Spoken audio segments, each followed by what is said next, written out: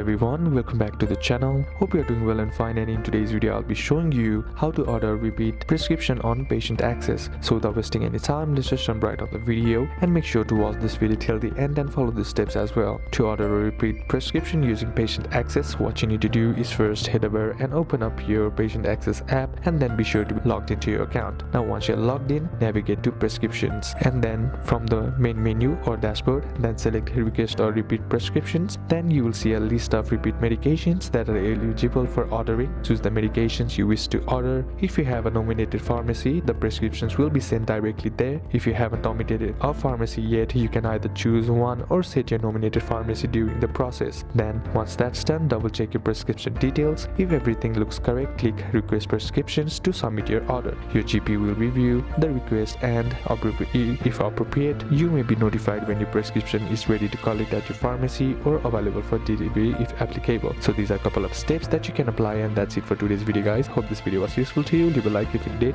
Comment down below what the next video should be on. Consider subbing to the channel. Thanks for watching. Bye bye.